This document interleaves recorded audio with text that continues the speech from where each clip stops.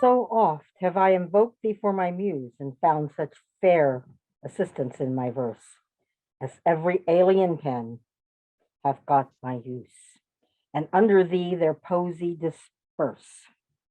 Thine eyes that taught the dumb on high to sing, and heavy ignorance aloft to fly, having added feathers to the learned wing, and given grace to a double majesty. Yet the most proud of that which I compile, whose influence is thine and born of thee.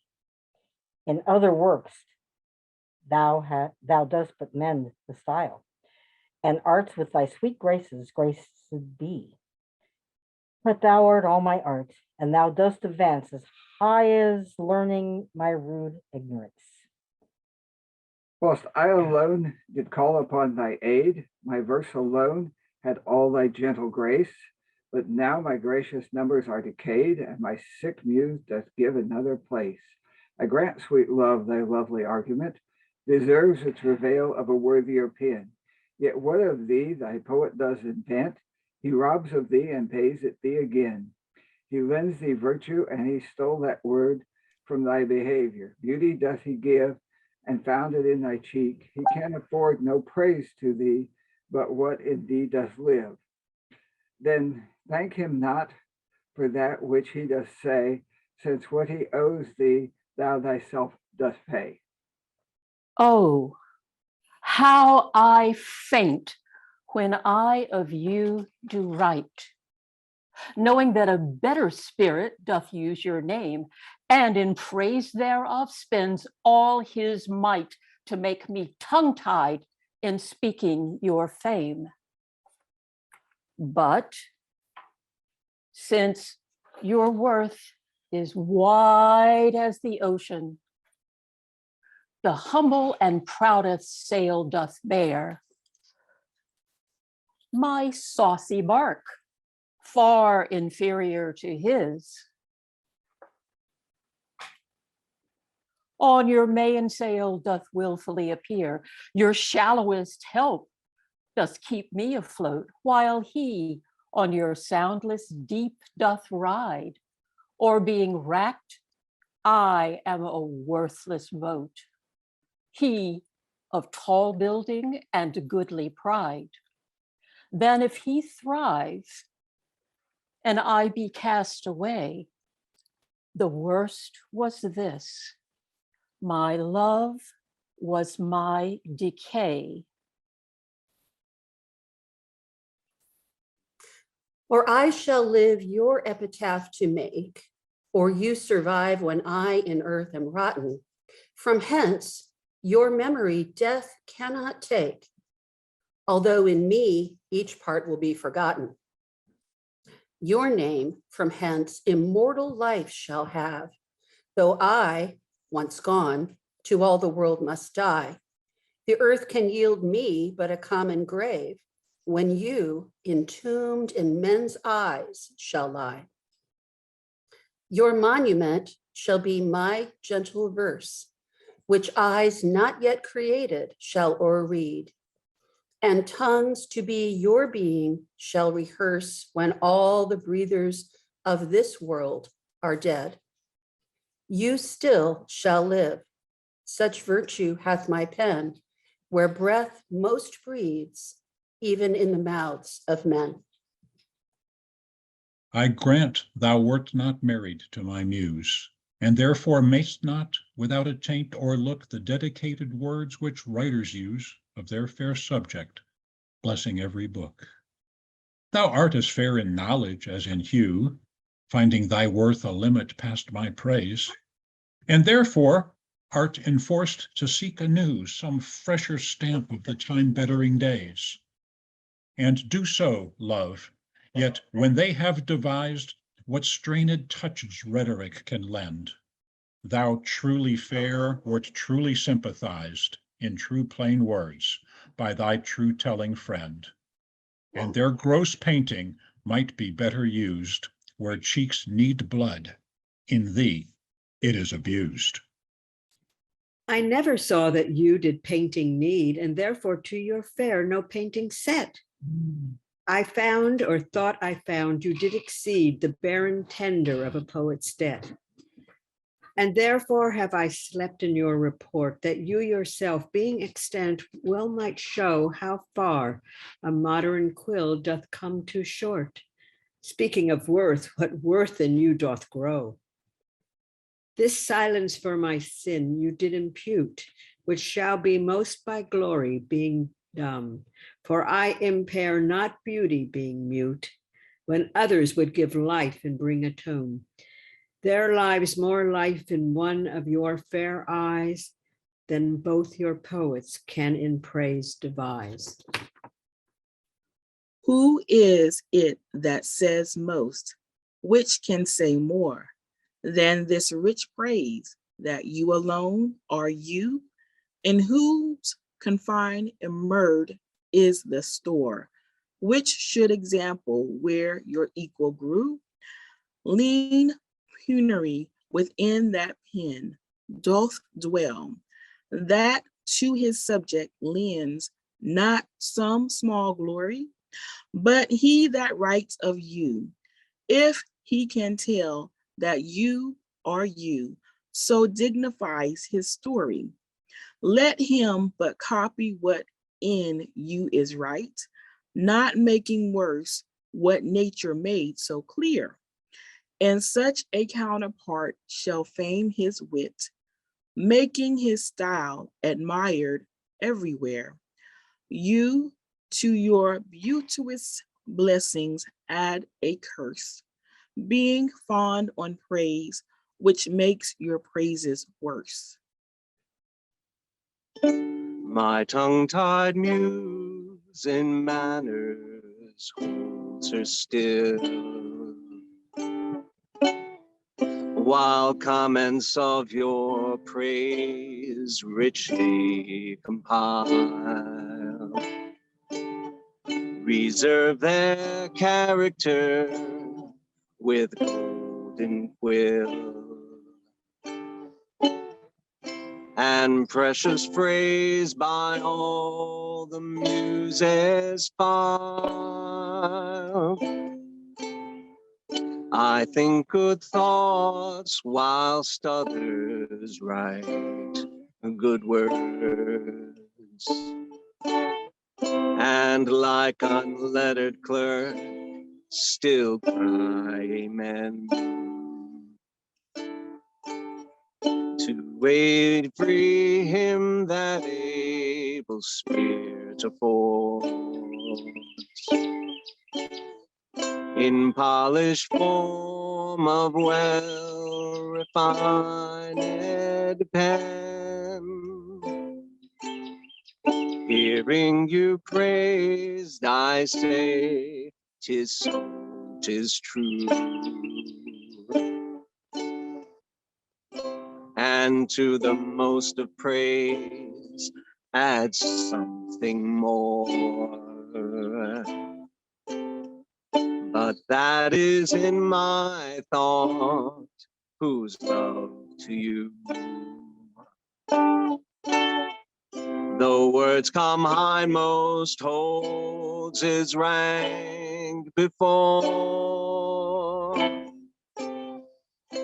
then others for the breath of words respect.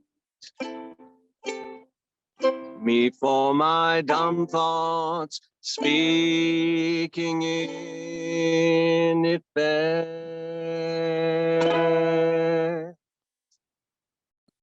Was it the proud full sail of his great verse, bound for the prize all too precious you, that did my ripe thoughts in my brain innurse, making their tomb the womb wherein they grew? Was it by spirit? Was it his spirits, by spirits taught to write above a mortal pitch that struck me dead? No, neither he nor his compeers by night, giving aid my verse astonished. Neither he nor that fallible familiar ghost, which nightly calls him with intelligence, as victors of my silence cannot boast. I was not sick of any fear from hence. But when your countenance filled up his line,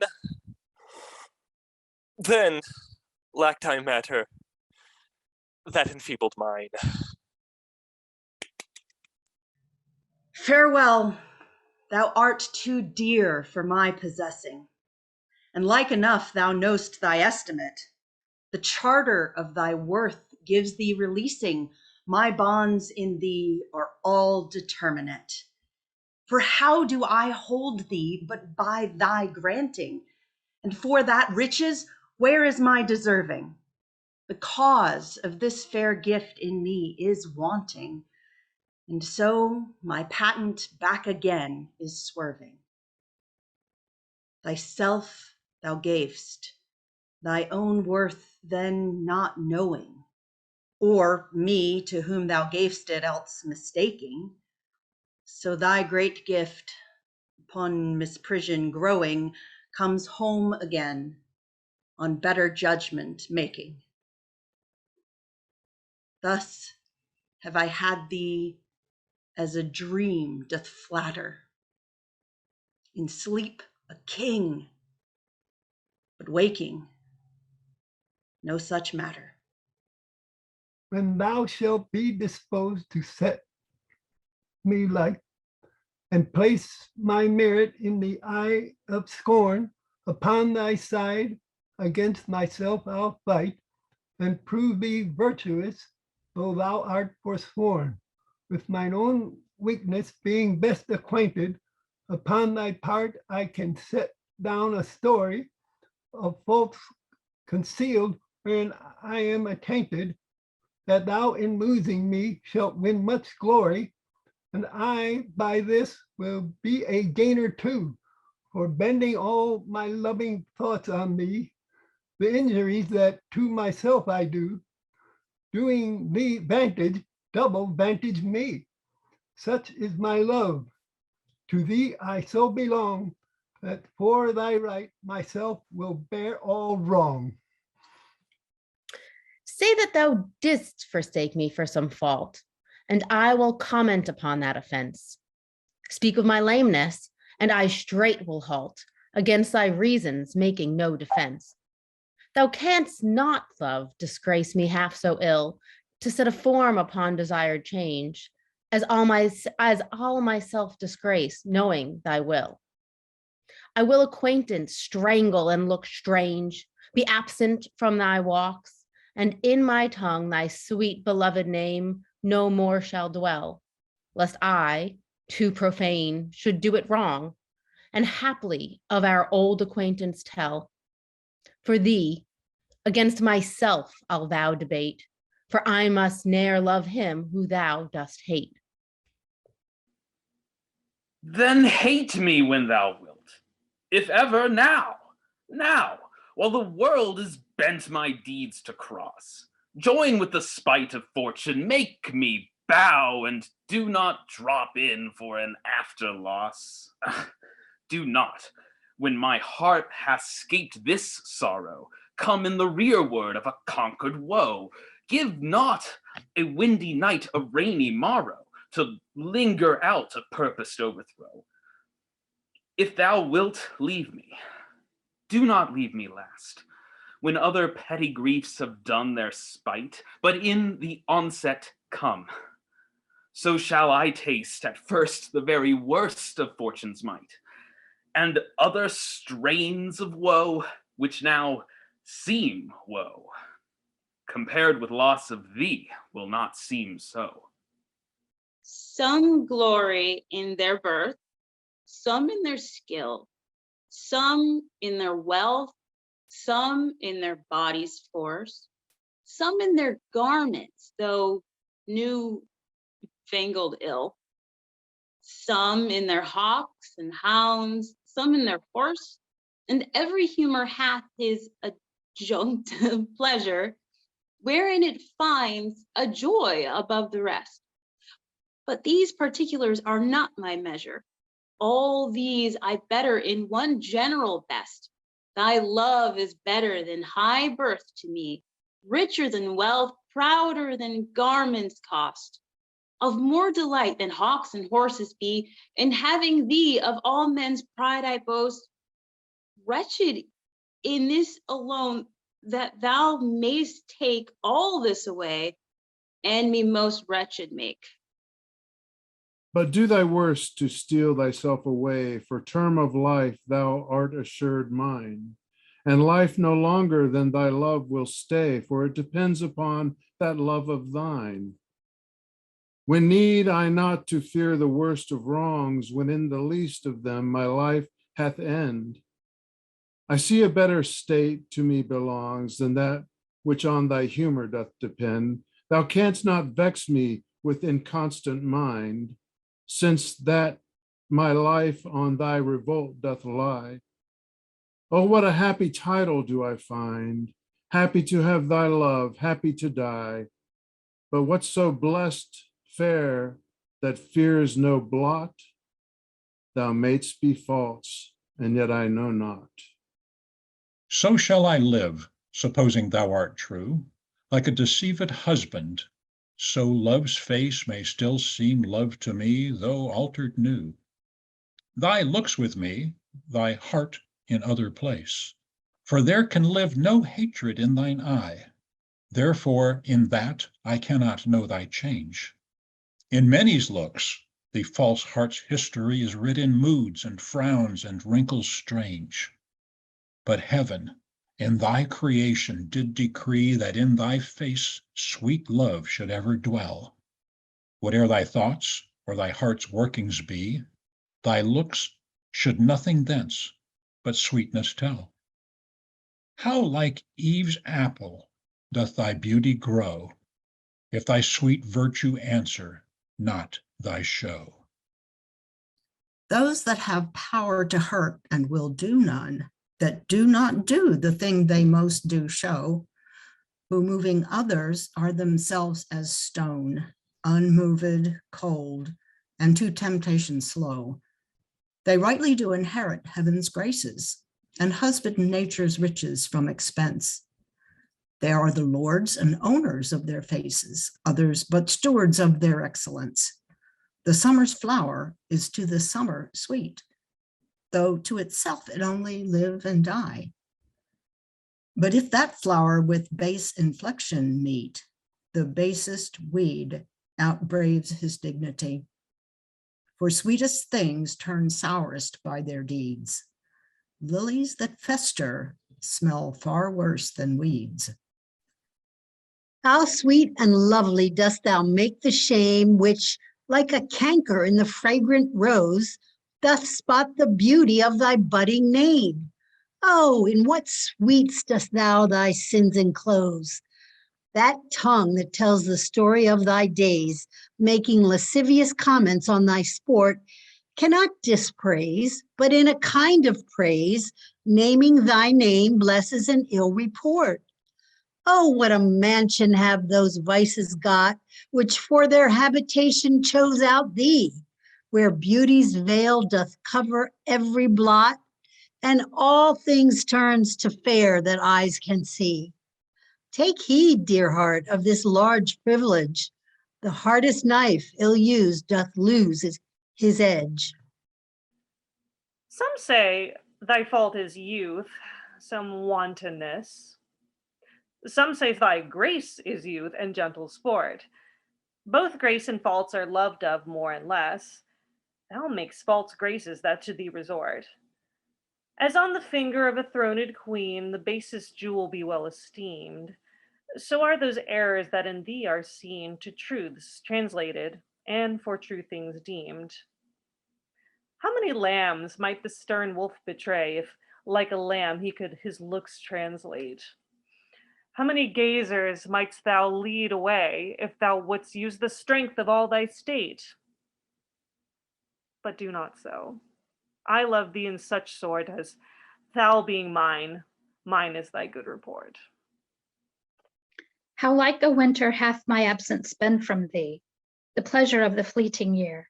What freezings have I felt, what dark days seen, what old December's bareness everywhere, and yet this time removed was summer's time, the teeming autumn big with rich increase. bearing the wanton burthen of the prime, like widows' wombs, after their lord's decease.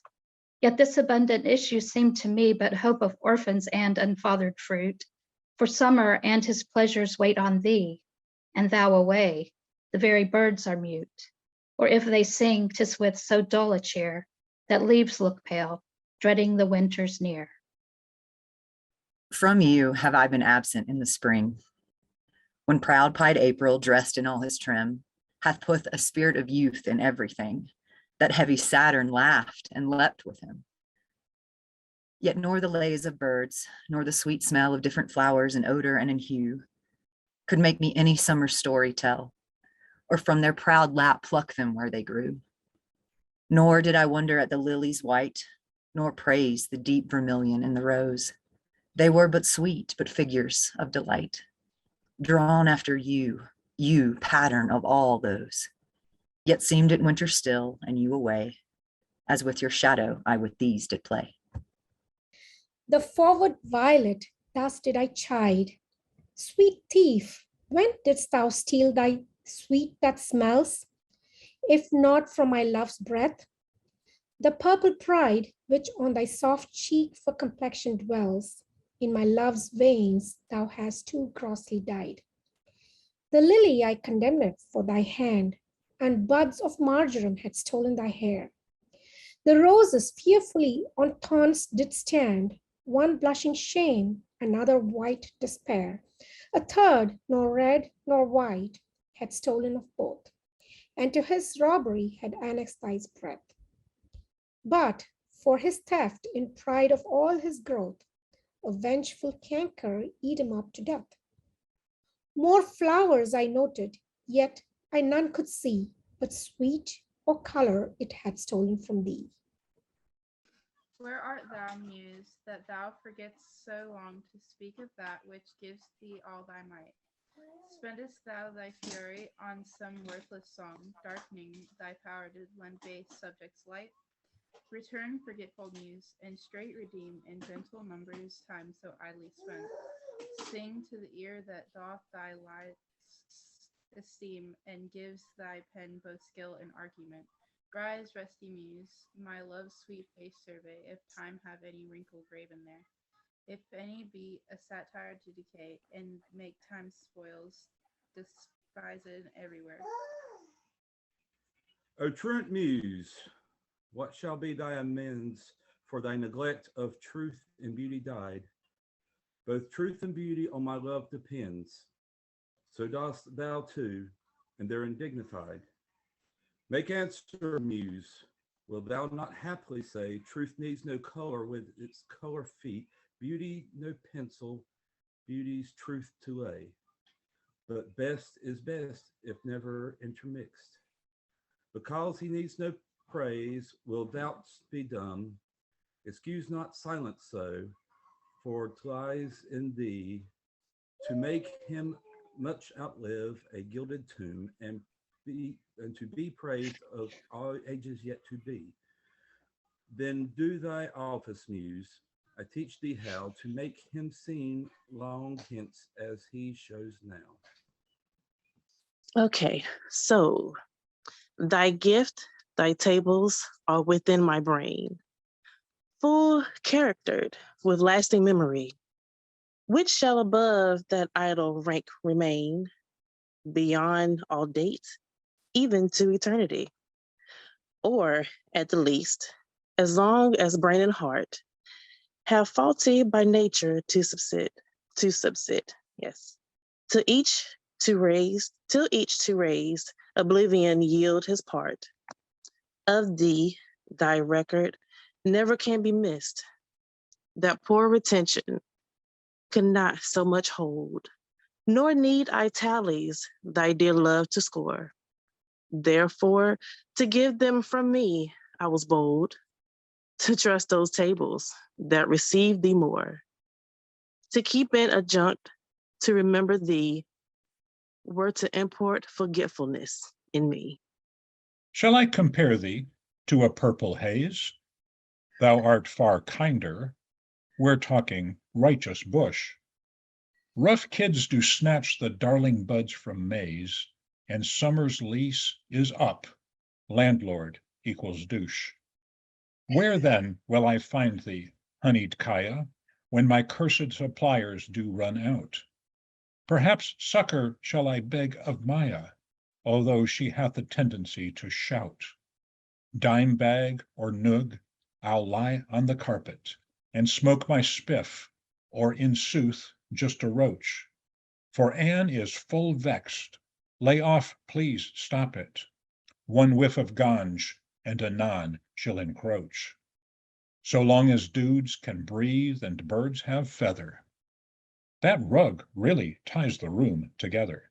And that was sonnet 156. Here is number 157. Went to the sessions of sweet silent bong. I summon up remembrance of Dub's past. Methinks I trounce his worship, Tommy Chong, for my weed game shall not soon be outclassed. Tetrahydrocannabinol, thy glow, thy vapors curl from Delphi's oracle, and even the sun god himself cries, woe, and I'm not being allegorical. Call thou the strain 12th night, or what you will. This will knows the primo cheeb from the junk. Off Gooey, train wreck, or perchance space Jill. Purple Urkel, voodoo, nay, pineapple skunk. The joint's burning low, so let's be frank. All the world's a stage, and stages be dank.